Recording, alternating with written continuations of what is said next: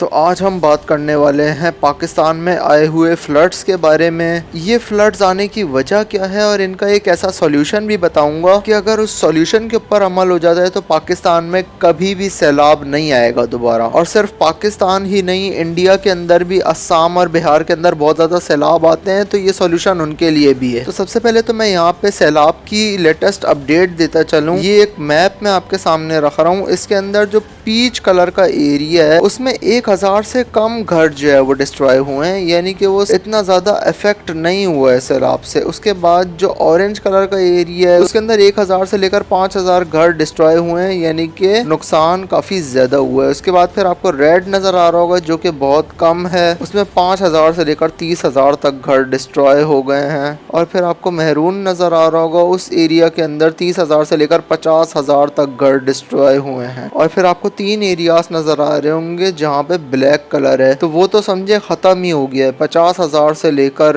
1.5 लाख तक तबाही हुई है घरों की वहाँ पर। और एक रिपोर्ट के मुताबिक 3 करोड़ 30 लाख पाकिस्तानी लोग अफेक्ट हुए हैं इस सैलाब से। और ये 15% से ज़्यादा आबादी है पाकिस्तान की, क्योंकि पाकिस्तान की टोटल आबादी 22 करोड़ से ज़्यादा है। उसमें से 15% से ज़्यादा लोग जो है वो अफेक्ट हो चुके हैं और 1041 लोग जो है वो मर चुके हैं इस सैलाब की वजह से। और इस सैलाब की जो सबसे बड़ी वजह है वो है 784% से ज्यादा रेनफॉल हुई है पाकिस्तान के अंदर। और पाकिस्तान का एक डैम था जिसका नाम था मुंडा डैम। ये 2024 के अंदर खुलना था, नवंबर के अंदर। और ये डैम इसलिए बनाया जा रहा था ताकि बारिश के पानी को सेव किया जा सके, ताकि सैलाब ना आए। लेकिन क्योंकि सैलाब 2022 में ही आ गया तो ये डैम अब टूट चुका है और अभी तक पाकिस्तान $7.5 अरब का नुकसान उठा चुका है। और सितंबर के एंड तक ये नुकसान $10 अरब का हो सकता है। और पाकिस्तान की जो आर्मी है वो बिल्कुल बेबस नजर आ रही है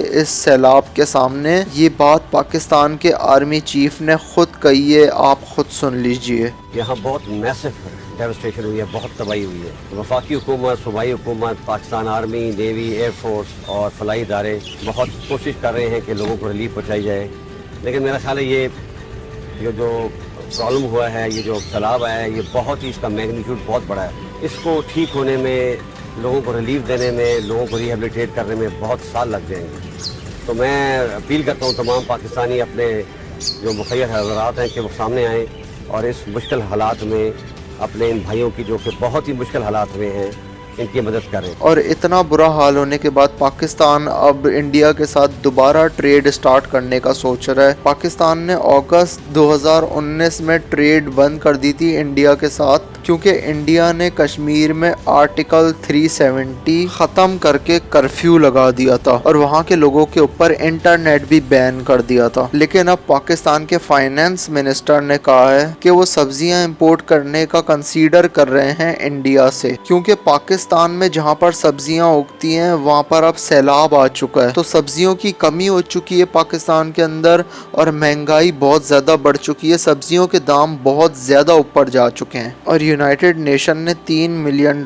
की हेल्प करने का कहा है। यूरोपियन यूनियन ने 3.5 लाख यूरो की हेल्प करने का कहा है, जो 7 करोड़ 60 लाख बनते हैं। और आगे चल के डोनेशंस और ज्यादा बढ़ भी सकती हैं, ये सिर्फ अभी के नंबर्स हैं। तुर्की ने भी सपोर्ट दिखाया है पाकिस्तान के लिए, चाइना ने भी एड देने का कहा है पाकिस्तान को, और फ्रांस भी पाकिस्तान के साथ खड़ा हुआ है। और इंडिया के प्राइम मिनिस्टर नरेंद्र मोदी ने भी सपोर्ट दिखाया है पाकिस्तान के लिए। अब आप ये तो जान चुके हैं कि अभी सैलाब की क्या सूरत हाल है, कितना ज्यादा नुकसान हुआ है पाकिस्तान को और किस किस ने पाकिस्तान की हेल्प की है। अब जानते हैं कि ये सैलाब आता क्यों है और इसका सॉल्यूशन क्या है। तो देखें, पाकिस्तान के अंदर बहुत ही ज्यादा ग्लेशियर्स मौजूद हैं और जब टेम्परेचर बहुत ही ज्यादा बढ़ता है तो ग्लेशियर्स बहुत ज्यादा पिघलते हैं, और जब ग्लेशियर्स पिघलते हैं तो बहुत ही ज्यादा सैलाब आता है। और जमीन का जो टेम्परेचर है ना, वो 21st सेंचुरी में बहुत ही ज्यादा बढ़ता जा रहा है, जैसा कि आप इस ग्राफ में देख सकते हैं। और ये टेम्परेचर बढ़ने की सबसे बड़ी वजह है ग्लोबल वार्मिंग। अब ग्लोबल वार्मिंग होती कैसे है ये मैं आपको बताता हूँ। तो देखें, जो गाड़ियों से धुआं निकलता है,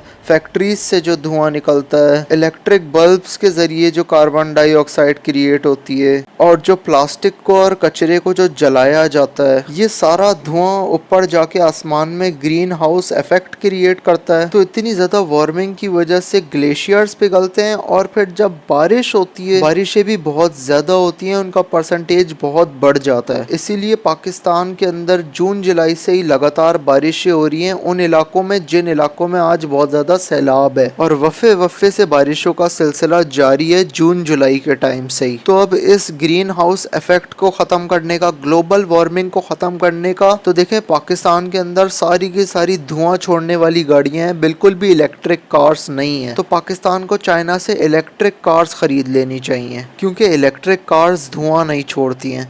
उसके अलावा पाकिस्तान को इलेक्ट्रिक बल्ब की जगह एलईडी लाइट्स का यूज करना चाहिए क्योंकि ये कार्बन डाइऑक्साइड प्रोड्यूस नहीं करती हैं। और ज्यादा से ज्यादा ट्रीज लगाने चाहिए पाकिस्तान को क्योंकि ये कार्बन डाइऑक्साइड को खत्म कर देते हैं। और पाकिस्तान के अंदर सबसे ज्यादा जो फैक्ट्रीज धुआं छोड़ती हैं उन फैक्ट्रीज को रिप्लेस करके वहाँ पे टेस्ला की गीगा फैक्ट्रीज लगा लेनी चाहिए क्योंकि गीगा फैक्ट्रीज धुआं नहीं छोड़ती हैं। तो यही सारे सॉल्यूशंस हैं सैलाब से बचने के लिए, ज्यादा बारिशों से बचने के लिए। तो उम्मीद करता हूँ कि आपको हर चीज समझ आ गई होगी। तो अब बेल आइकन को दबा के ऑल पे क्लिक कर दीजिए क्योंकि ऐसी ही वीडियोस इस चैनल के ऊपर आती रहती हैं। मैं मिलूंगा अगली वीडियो में, तब तक के लिए गुड बाय।